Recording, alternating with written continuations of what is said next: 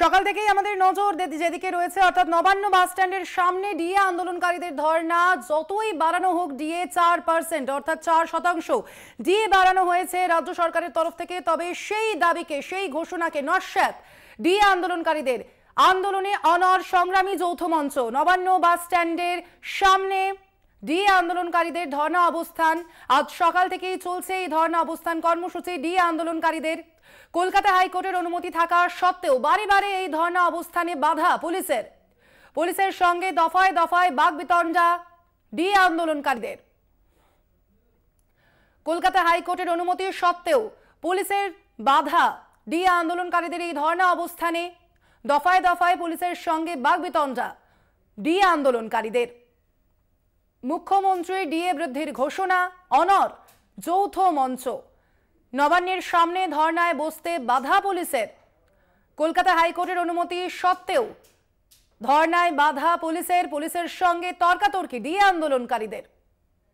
পুলিশের বিরুদ্ধে ক্ষোভ ডিএ আন্দোলনকারীদের। 4% ডিএ বৃদ্ধির ঘোষণা মুখ্যমন্ত্রীর, সেই ঘোষণা সত্ত্বেও আন্দোলনে অনড় ডিএ আন্দোলনকারীরা। পুলিশের সঙ্গে তর্কাতর্কি আন্দোলনকারীদের।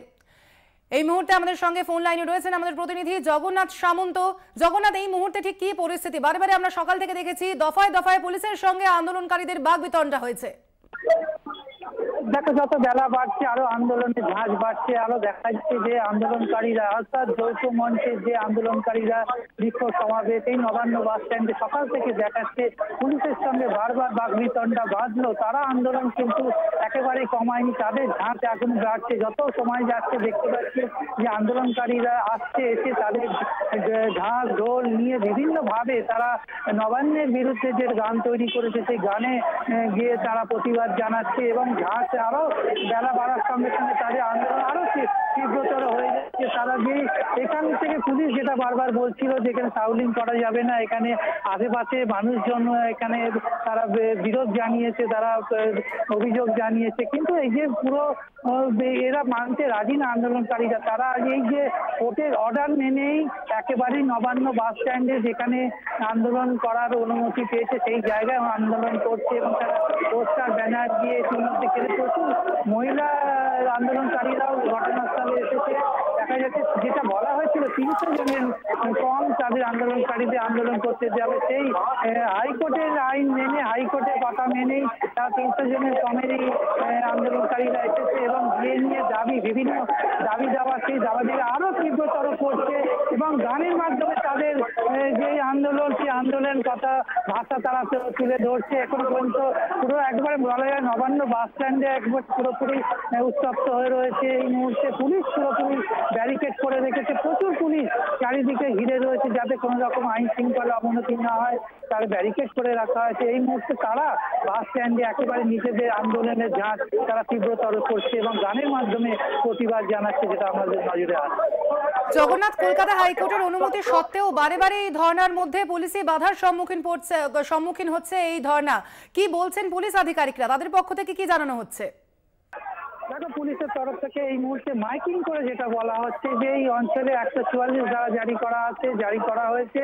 এই জায়গায় বেশি বিক্ষোভ করা যাবে না, হাউলিং করা যাবে না। এই জায়গায় বিভিন্ন ভাবে তারা শর্ত সাপেক্ষ দিচ্ছে। এই জায়গায় অর্থাৎ এই আন্দোলনকারীরা যাতে এই জায়গা থেকে সরে যায় সেই প্রচেষ্টায় পুলিশ চালাচ্ছিল, কিন্তু আন্দোলনকারীরা একেবারেই অনড়। যারা আন্দোলন তারা হাইকোর্টের নির্দেশে তারা নির্দেশ মেনে আন্দোলন করছে, তারা পোস্টার ব্যানার নিয়ে তাদের যে প্রতিবাদ তাদের প্রতিবাদের যে ভাষা সেই ভাষা গানের মাধ্যমে তুলে দিচ্ছে। কিন্তু পুলিশও সকাল থেকে চেষ্টা করছিল এই আন্দোলনকারীদের এই জায়গা থেকে সরিয়ে অন্য জায়গায় নিয়ে যাওয়া, তাদের নির্দিষ্ট স্থানেই জায়গাতেই আন্দোলনকারীরা আন্দোলন করছে, কিন্তু পুলিশ সঙ্গে বচসা। এই মুহূর্তে পুলিশ পাশাপাশি তাদের নজরদারি রাখছে এবং পুরো ঘিরে রেখেছে নবান্ন বাস স্ট্যান্ড যাতে কোনো রকমের বেরিয়ে যেতে না পারে। প্রচুর পুলিশ আধিকারিকরা নবান্ন পুরো বাস স্ট্যান্ড অঞ্চলে ঘিরে রয়েছে। আন্দোলনকারীরা যত বেলা গড়াচ্ছে তোমাকে বারবার বলছি তাদের আন্দোলনের ঝাঁজ বাড়িয়ে তুলছে, তাদের যে প্রতিবাদী ভাষা, তাদের যে দাবি দেওয়া, সেই দাবি দেওয়াগুলো তুলে ধরছে। অন্যান্য রাজ্যে যেসব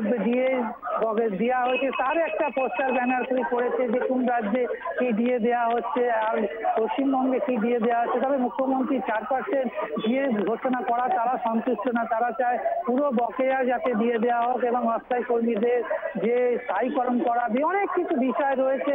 সেই বিষয়ে পুরোপুরি তারা যতক্ষণ না সম্পূর্ণ তারা আন্দোলন দাবি দাওয়া মেনে নিচ্ছে সরকার, ততক্ষণ এই আন্দোলন চালিয়ে যাবে।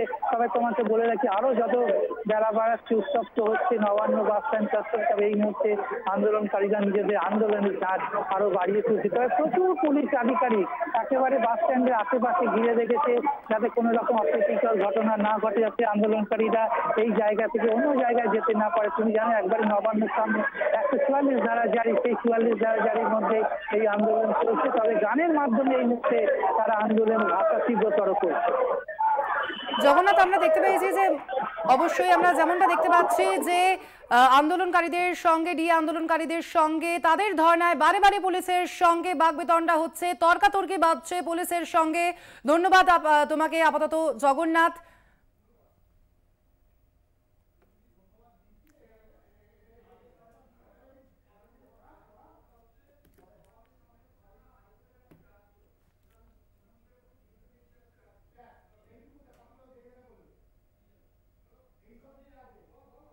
এবার যে খবরের দিকে নজর রাখবো, এই ধর্ণা কর্মসূচিকে কেন্দ্র করে এবার হাইকোর্টে যাচ্ছে রাজ্য সরকার।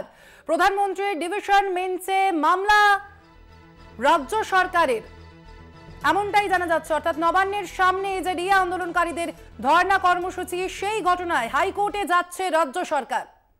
প্রধানমন্ত্রীর ডিভিশন বেঞ্চে যাচ্ছে রাজ্য।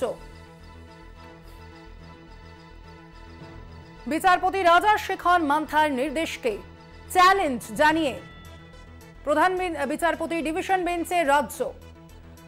নবান্নের সামনে থেকে অবস্থান সরাতে মামলার সম্ভাবনা।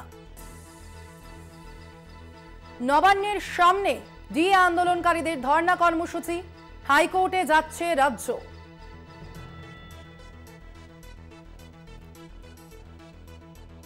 এ বিষয়ে আমরা বিস্তারিত জানবো। ফোন লাইনে রয়েছেন আমাদের প্রতিনিধি পীযূষ কান্তি নাগ। পীযূষ, কি জানা যাচ্ছে? দেখো, যেমনটা আমরা দেখতে পাচ্ছি সকাল থেকেই ধর্ণা কর্মসূচিতে বারে বারে পুলিশের সঙ্গে বাকবিতণ্ডায় জড়িয়েছেন আন্দোলনকারীরা। এর পরিপ্রেক্ষিতেই কি রাজ্য সরকার মুভমেন্ট করছে হাইকোর্টে? একদমই তাই। নবান্নের সামনে যে অবস্থান বিক্ষোভের যে নির্দেশিকা জারি করেছে যে বিচারপতি রাজাশেখর মান্থা, সেই রায়কেই মূলত চ্যালেঞ্জ জানিয়ে ডিভিশন বেঞ্চের দ্বারস্থ হতে চলেছে রাজ্য সরকার। প্রধান বিচারপতি টি.এস. শিবজ্ঞানন ও বিচারপতি হিরণময় ভট্টাচার্যের ডিভিশন বেঞ্চে এই রায়ের ওপরে অন্তর্বর্তীকালীন স্থগিতাদেশ চাইবে রাজ্য, এমনটাই জানা যাচ্ছে। এবং পাশাপাশি রাজ্যের দাবি যে ওই অবস্থান, অর্থাৎ নবান্ন যেখানে প্রশাসনিক ভবন এবং যেখানে বাস স্ট্যান্ডে হাজার হাজার মানুষের যাতায়াত, এবং সেখান থেকে যে সমস্ত নবান্নে যারা আসেন বা নবান্নে যারা কাজ করেন বা অফিস যাত্রী যারা আছেন, তারা ওইখান থেকে কিন্তু তারা বাস ধরেন। ফলে এক্ষেত্রে যাত্রী পরিষেবা ব্যাহত হতে পারে, এমনটাই দাবি নিয়ে কিন্তু প্রধান বিচারপতির দৃষ্টি আকর্ষণ করে সেই রায়ের ওপরে স্থগিতাদেশ চাইবে রাজ্য সরকারের আইনজীবী এবং তথা অ্যাডভোকেট জেনারেল কিশোর দত্ত। এবং পাশাপাশি তোমার জানিয়ে রাখি, ইতিমধ্যে রেগুলারকে হাওড়া পুলিশ কমিশনারের প্রবীর ত্রিপাঠী কিন্তু তিনিও হাজির রয়েছেন এবং হাওড়া পুলিশের উচ্চপদস্থ আধিকারিকরা হাইকোর্টে প্রধান বিচারপতি রেগুলারকে হাজির হয়েছে। এবার প্রধান বিচারপতি ডিভিশন বেঞ্চ এগুলোকে বসার পরই কিন্তু এই মামলার নিয়ে দৃষ্টি আকর্ষণ করবেন রাজ্যের রাজ্যপাল। একেবারেই ধন্যবাদ তোমাকে পীযূষ। নবান্নের সামনে ডিএ আন্দোলনকারীদের ধর্ণা, হাইকোর্টে যাচ্ছে রাজ্য। প্রধান বিচারপতি ডিভিশন বেঞ্চে যাচ্ছে রাজ্য। এর পরিপ্রেক্ষিতে মামলার সম্ভাবনা।